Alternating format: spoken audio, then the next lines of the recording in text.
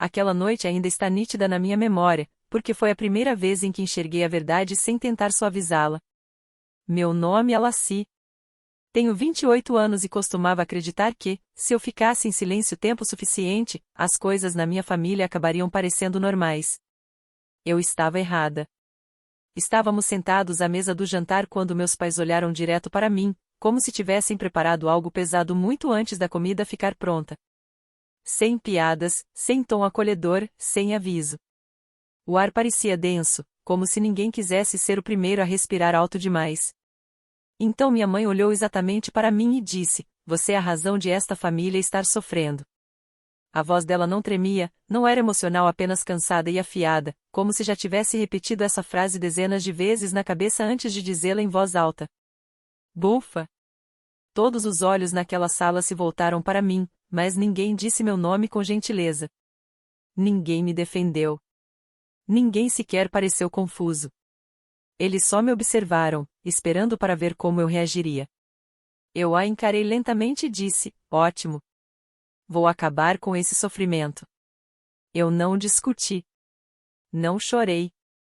Não me expliquei, porque naquela altura eu já entendia qual tinha sido o meu papel por anos. Na manhã seguinte, entrei na conta compartilhada de férias que eles usavam todo ano e mudei a senha sem avisar ninguém. Parei a transferência mensal do aluguel sem enviar mensagem. Congelei todos os cartões de crédito que tinham meu nome enquanto eles ainda usavam tudo como se nada pudesse mudar. Às vezes, ficar em silêncio por anos faz você explodir da maneira mais silenciosa possível. Antes de continuarmos essa história, respire um segundo e se inscreva neste canal se histórias reais de família importam para você, porque o que aconteceu depois mudou completamente minha vida. E acho que vai fazer você enxergar lealdade de um jeito bem diferente.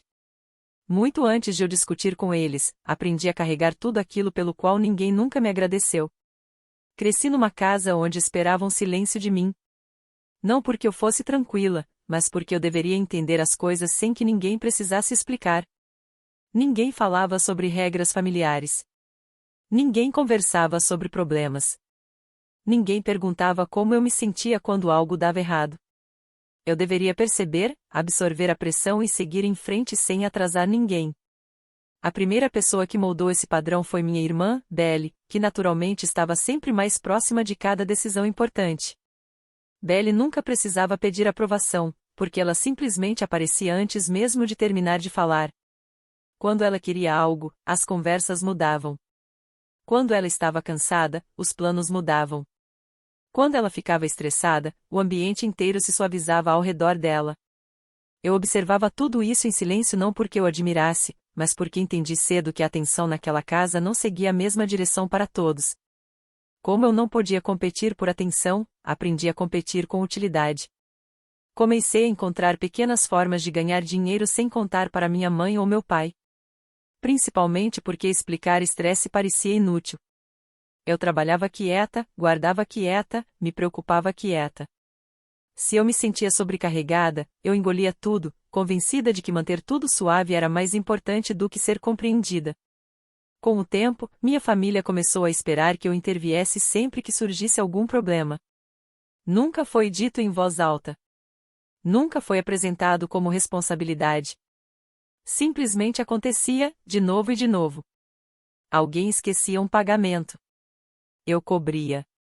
Algo precisava ser resolvido rápido. Eu resolvia. Ninguém perguntava por quê. Ninguém perguntava como. Eles apenas assumiam que eu estaria ali, firme, enquanto tudo ao redor permanecia instável. Eventualmente, criaram uma conta compartilhada para as despesas da casa não porque me pediram para administrar, mas porque ninguém queria a responsabilidade de acompanhar nada. Eu ganhei acesso e, com o tempo, virei a pessoa que entendia tudo melhor do que qualquer um. Eu não era elogiada por isso. Eu não era agradecida por isso. Simplesmente virou normal que eu controlasse números que ninguém tinha interesse em aprender. O que doía mais não era o trabalho, mas a ausência completa de reconhecimento. Eu não era tratada como alguém que ajudava. Eu era tratada como alguém que existia para tapar buracos. Quanto mais confiável eu me tornava, menos visível meu esforço ficava dentro daquela casa. Eu nunca reclamava quando tudo pesava, porque achava que carregar o peso em silêncio me tornava forte. Também acreditava que, se eu permanecesse útil por tempo suficiente, alguém acabaria percebendo. Nunca perceberam. Quando parei de esperar justiça, o dinheiro já tinha substituído todas as conversas sinceras. Comecei a pagar o aluguel sem que ninguém pedisse, porque o silêncio parecia mais seguro do que ver o estresse crescer dentro do pequeno duplex no Texas que chamávamos de lar. A transferência acontecia automaticamente todos os meses não porque alguém sentou comigo para discutir responsabilidade, mas porque eu vi a tensão antes que ela ficasse visível para os outros. Eu me convenci de que, se eu mantivesse os números estáveis, conseguiria manter a paz, mesmo quando ninguém admitia que havia um problema. Com o tempo, minha mãe parou de conferir saldos, porque se acostumou a acreditar que nada sairia do controle na frente de amigos ou parentes. Ela aprendeu a confiar na estabilidade silenciosa que eu criava, mas nunca aprendeu de onde ela vinha nem o que me custava mantê-la. As conversas sobre dinheiro desapareceram da mesa porque os problemas eram resolvidos antes de terem tempo de aparecer. Meu pai ficou confortável de um jeito diferente. Ele usava o cartão de crédito ligado à minha conta sem hesitar. Colocava combustível, comprava mantimentos, ferramentas pequenas, consertos aleatórios, despesas de fim de semana. Nunca perguntava se era um bom momento. Nunca verificava limites. Na cabeça dele, o cartão simplesmente funcionava porque sempre funcionou e era mais fácil assumir que alguém já tinha lidado com as consequências. Belle também nunca questionou o arranjo. Ela tratava cada pagamento que eu fazia como parte natural do ritmo da casa. Quando as contas eram pagas, ela seguia em frente. Quando as despesas desapareciam, ela não procurava a origem. A gratidão nunca aparecia no rosto dela, porque ela nunca acreditou que havia algo para agradecer. A ideia de que eu carregava algum peso nunca passou pela cabeça dela. Para Belle, eu simplesmente estava ali sempre resolvendo o que ninguém queria tocar. Os limites em torno do dinheiro foram desaparecendo devagar, quase com cuidado, como linhas desenhadas a lápis que vão sendo apagadas com o tempo. Eu parei de sentir que estava ajudando. Comecei a sentir que eu pertencia a um sistema que ninguém jamais tinha me explicado. A responsabilidade virou obrigação sem conversa. O apoio virou expectativa sem uma única troca honesta. Cada vez que eu pensava em falar algo, repetia para mim mesma que estabilidade era mais importante do que reconhecimento.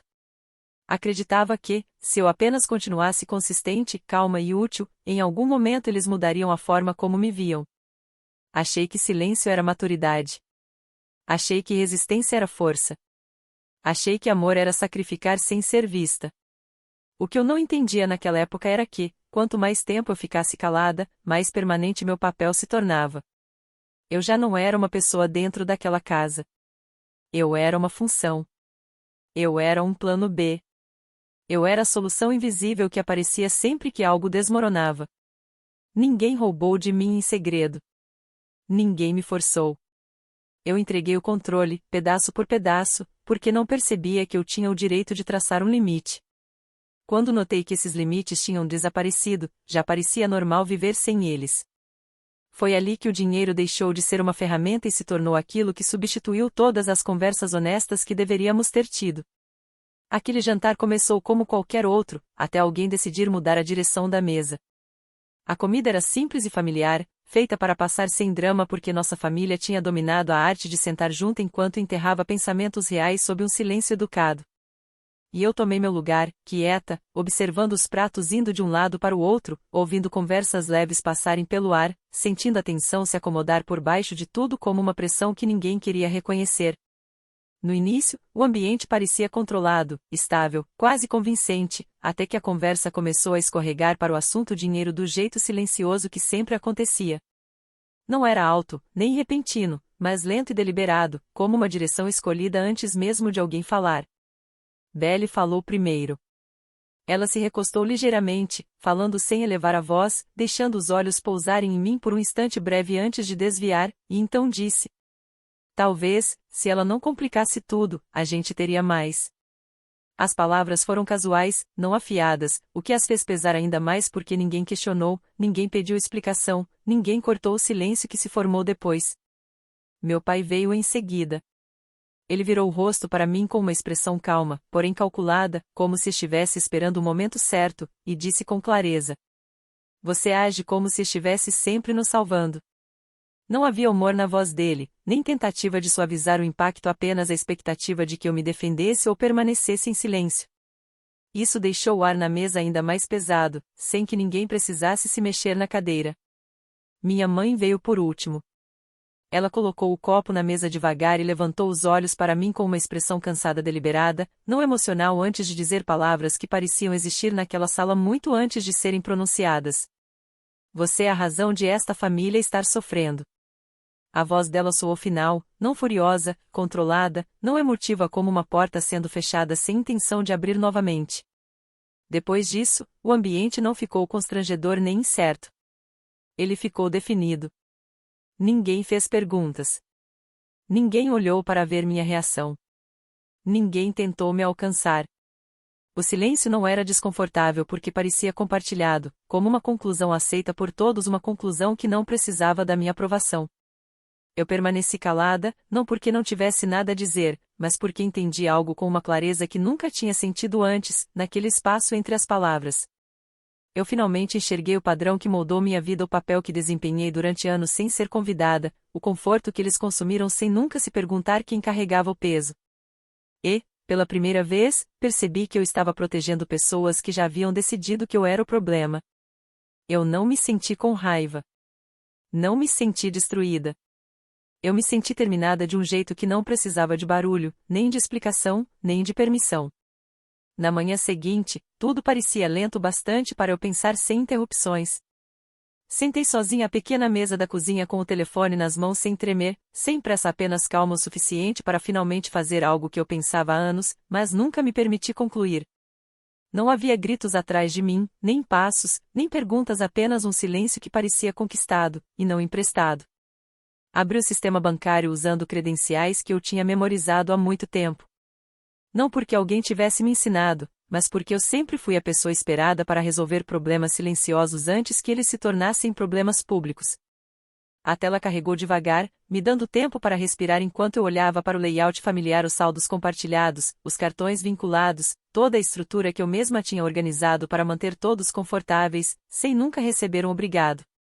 A primeira coisa que fiz foi mudar todos os dados de segurança ligados à conta compartilhada. Atualizei senhas, e-mails de recuperação, números de verificação, perguntas de segurança, tudo aquilo que antes estava aberto a mãos que nunca construíram nada. Não hesitei, porque hesitar já tinha me custado anos. Depois, ajustei as permissões de acesso para que somente eu pudesse mover dinheiro, visualizar atividades, aprovar transferências, autorizar cartões ou alterar qualquer configuração. Pela primeira vez, o sistema refletia a realidade em vez de fingir que todos eram iguais quando, na prática, a responsabilidade sempre foi só minha. Depois disso, desliguei todas as transferências automáticas que eu mesma tinha criado. Aquelas programações antes me faziam sentir útil, como se pagamentos de rotina pudessem substituir respeito, como se apoio silencioso pudesse mudar a forma como eu era vista em jantares e encontros de família. Ver cada transação recorrente desaparecer foi estranho. Não parecia quebrar algo, parecia fechar portas que eu deveria ter trancado há muito tempo. Quando revisei o registro de atividade em tempo real, vi que ainda havia transações acontecendo, cobranças passando na tela naquele exato instante. Passes de cartão, pedidos online, padrões familiares que continuavam sem consciência, sem permissão, sem gratidão. Foi nesse momento que congelei todos os cartões vinculados ao meu nome. A confirmação apareceu depois de alguns segundos, simples, limpa, definitiva. Os cartões estavam inativos. Nenhum alerta foi enviado. Nenhum aviso foi dado. Nenhuma explicação foi escrita. Permaneci em silêncio porque sabia que uma única mensagem teria sido suficiente para me puxar de volta aos velhos hábitos, de volta à culpa, de volta ao papel que me ensinaram a nunca questionar. Eu não liguei para minha mãe. Não procurei meu pai. Não mandei uma única mensagem para Belle. O silêncio não foi fraqueza naquela manhã. O silêncio foi posse, foi domínio, foi autonomia. Fechei o aplicativo devagar e coloquei o celular sobre a mesa, sentindo algo novo no peito. Não era raiva, nem medo, nem tristeza. Era apenas espaço. Aquele tipo de espaço que só aparece quando algo que costumava te controlar não controla mais. Pela primeira vez, eu entendi que me proteger não me tornava egoísta. Me tornava honesta. Aquela tarde pareceu estranhamente silenciosa. Alguns dias depois, a história parou de ficar dentro das nossas paredes. Percebi primeiro pelas mudanças sutis no meu celular, pausas estranhas entre mensagens normais, notificações que pareciam mais pesadas antes mesmo de eu abri-las. Eu não procurei problema, mas o problema me encontrou através de nomes conhecidos, publicações compartilhadas e palavras cuidadosamente escolhidas que apontavam para mim sem nunca dizer meu nome diretamente. Belly fez o primeiro movimento. Ela postou algo público que, à primeira vista, parecia inofensivo, mas cortava fundo por baixo da superfície. Falava sobre egoísmo e ausência emocional de um jeito que qualquer pessoa que conhecesse nossa família entenderia de imediato.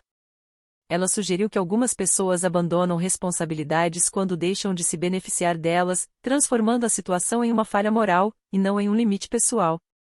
Vi a postagem tarde da noite, depois do trabalho, quando o mundo estava quieto o suficiente para o peso daquilo se instalar no meu peito.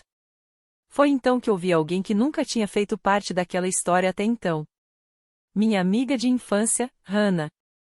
Ela me procurou sem hesitar. Não suavizou as palavras. Não tentou proteger meus sentimentos porque esse nunca foi o jeito dela.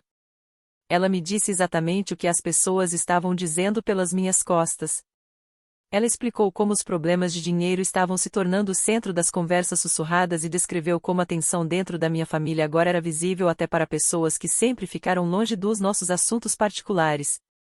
Hannah Bufa não ofereceu consolo. Ela não disse que tudo ficaria bem. Em vez disso, ela me deu informações claras, detalhes precisos, consequências reais. Explicou que parentes com quem eu não falava há anos estavam enviando mensagens uns aos outros, criando teorias que ligavam as palavras da Belly a histórias antigas da família, transformando lentamente um conflito privado em opinião pública. A voz dela permanecia calma, quase profissional, como se estivesse descrevendo a previsão do tempo e não a mudança na reputação de alguém com quem ela cresceu. Logo depois, parentes distantes começaram a entrar em contato diretamente comigo. Alguns eram educados, outros soavam preocupados, e alguns disfarçavam curiosidade como cuidado bufa. Perguntavam se os boatos eram verdade, se a situação era tão ruim quanto diziam, se eu realmente tinha virado as costas para todos sem explicação. Cada mensagem parecia um pequeno teste que eu me recusava a fazer. Eu lia tudo sem responder. Deixava as mensagens ali, não por medo, mas por consciência de que explicações facilmente se tornariam convites para discussões. Escolhi o silêncio porque sabia o que aconteceria se começasse a me defender. Minhas palavras virariam capturas de tela. Meu tom seria analisado. Qualquer reação emocional seria usada como prova de que a história da Belly tinha mais verdade do que a minha. Em vez de correr atrás da minha própria imagem, mantive o foco em controle, distância e estabilidade em um mundo que claramente preferia drama à realidade. O que me surpreendeu não foi a crueldade da postagem, mas a velocidade com que ela se espalhou. O que ficou em mim foi a percepção de que as pessoas estavam mais interessadas na história do que na verdade. Eu não corrigi ninguém. Não fiz posts explicando nada. Não lutei por simpatia. Me afastei das conversas, resisti ao impulso de me defender e deixei o barulho continuar sem a minha participação, sabendo que silêncio não era fraqueza, mas estratégia. 2 semanas foram tempo suficiente para mudar a forma como todos se posicionavam naquele duplex. O ar dentro da casa mudou lentamente, não por gritos ou cenas dramáticas, mas porque a falta de controle deixava tudo mais pesado e mais exposto do que qualquer um esperava. Eu conseguia sentir a tensão mesmo sem estar lá pelo modo como o telefone ficou mais silencioso. Como chegavam menos mensagens.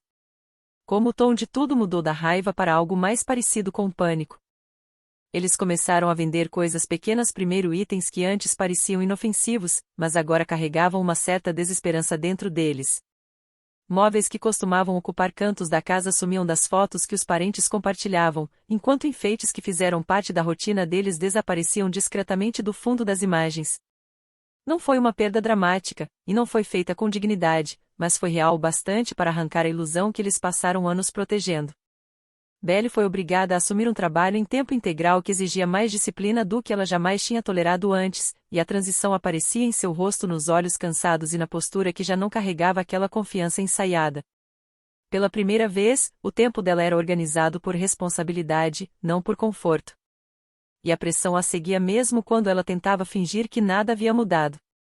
Ela parou de falar com aquele tom vago e seguro e começou a medir as palavras com cuidado, como se falar de forma muito casual pudesse revelar o quão frágil sua situação tinha se tornado. Minha mãe voltou para um trabalho que havia abandonado anos antes, retornando a um mundo que ela jurava ter superado. Só que agora não parecia mais uma escolha, parecia sobrevivência. O orgulho dela foi se desfazendo aos poucos, não por explosões emocionais, mas por uma aceitação silenciosa enquanto se ajustava a horários, supervisores e responsabilidades que já não permitiam desculpas. Eu a imaginava vestindo aquele uniforme familiar de novo, forçada a encarar uma versão de si mesma a qual prometeu nunca retornar, e eu sabia que isso pesava mais do que ela jamais admitiria. Meu pai perdeu o controle da imagem que passou anos tentando proteger dentro da pequena comunidade do Texas. E essa perda doeu mais do que a pressão financeira em si. Vizinhos que antes falavam com admiração começaram a olhar para ele de outro jeito, não por fofoca, mas porque a fraqueza pode ser percebida mesmo quando ninguém fala sobre ela diretamente. Os convites começaram a diminuir. As conversas ficaram mais curtas. E a versão dele que vivia na cabeça das outras pessoas foi desaparecendo aos poucos, sem que ele pudesse impedir. A pressão financeira deixou de ser algo discutido a portas fechadas ou sussurrado em conversas tarde da noite, porque tinha se tornado a realidade diária deles no sentido mais prático.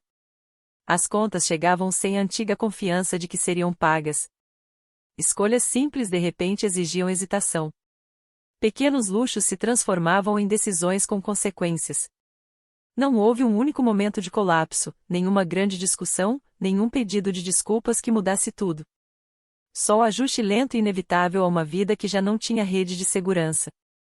Eu não comemorei o sofrimento deles, nem senti alívio com o desconforto porque o que senti foi mais silencioso, mais complexo do que satisfação, algo que se acomodou no meu peito sem precisar de nome. Eu apenas observei de longe, sabendo que, pela primeira vez, eles estavam vivendo dentro da realidade que haviam me acusado de criar. E entendi que aquilo não era vingança, era consequência, se desenrolando exatamente como deveria. Meses depois, meu celular deixou de parecer um caminho de volta. A tela ainda acendia todos os dias, mas o sentimento ligado a isso tinha se transformado em algo distante e silencioso, como uma porta que já não levava a nenhum lugar para onde eu quisesse retornar. Percebi que o som das notificações já não me puxava para a ansiedade e que a vontade familiar de me explicar foi desaparecendo sem esforço. Minha mãe começou a ligar nas primeiras horas da manhã e no fim da noite, escolhendo momentos em que acreditava que eu estaria mais aberto emocionalmente, embora sua voz nunca parecesse preparada para aceitar o silêncio como resposta. As mensagens do meu pai seguiam outro padrão, surgindo em blocos constantes, quase ensaiados, cheios de tentativas curtas de autoridade que já não tinham peso algum. Eu não respondia não por raiva, mas porque o espaço entre nós já tinha se tornado forte o suficiente para existir sem palavras. Belly tentou me alcançar por meios mais suaves, enviando mensagens cuidadosamente moldadas, como se cada frase tivesse sido revisada antes de ser enviada. Ela usou memórias, experiências compartilhadas, a linguagem familiar que antes funcionava tão facilmente comigo, mas o efeito já não existia. Eu lia tudo sem reagir, entendendo o desespero por trás daquela tentativa, e percebendo também que abrir aquela porta de novo destruiria a estabilidade que eu tinha lutado tão silenciosamente para construir. Passei a recusar cada tentativa de reconexão sem explicar meus motivos ou oferecer encerramentos emocionais. Cada chamada ignorada parecia menos crueldade e mais respeito por mim mesmo, porque eu finalmente entendi que clareza não precisava de justificativa. Meu silêncio deixou de ser uma fraqueza que podia ser pressionada, e a distância que criei virou algo sólido, impossível de negociar.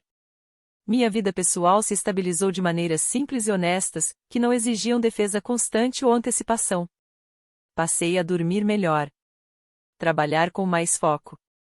Rir sem carregar medo do que poderia acontecer depois. E a tensão emocional que antes me seguia começou a desaparecer do meu corpo. Pela primeira vez, não senti que estava fugindo de algo, mas avançando em direção a uma versão de mim mesmo que existia sem pressão. Construí limites claros sem tentar explicá-los, sem suavizá-los, sem deixar espaço para interpretações. Eles se tornaram regras silenciosas que viviam dentro da minha rotina, e não declarações altas moldando a forma como eu respondia a mensagens, como eu lidava com o silêncio e como eu protegia a clareza emocional que trabalhei tanto para recuperar. Eu entendi que encerramento nem sempre vem de uma conversa, às vezes vem de uma distância que já não dói. Quando os meses finalmente passaram, meu celular já não era mais uma ponte para o passado, mas um simples objeto que apenas me conectava à vida que eu, enfim, estava vivendo por mim mesmo. Limites pessoais não são traição, mas uma forma silenciosa de autorrespeito que protege a saúde emocional ao longo do tempo. Família não ganha automaticamente o direito de controlar suas escolhas ou exigir sacrifícios ilimitados. Ficar em silêncio por tempo demais muitas vezes ensina as pessoas a cruzarem limites sem consequência, mesmo quando isso machuca por dentro. Aprender a dizer não sem justificativa não é crueldade, é clareza. Proteger a própria paz não é egoísmo. É necessidade. Obrigado por acompanhar esta história até o fim e por dedicar seu tempo a seguir uma jornada tão emocional. Sua atenção significa mais do que você imagina, e é profundamente apreciada. Se esta história fez você refletir sobre limites familiares ou cura pessoal, sinta-se à vontade para compartilhar seus pensamentos nos comentários. Fale a partir da experiência, não do julgamento, porque toda perspectiva merece respeito.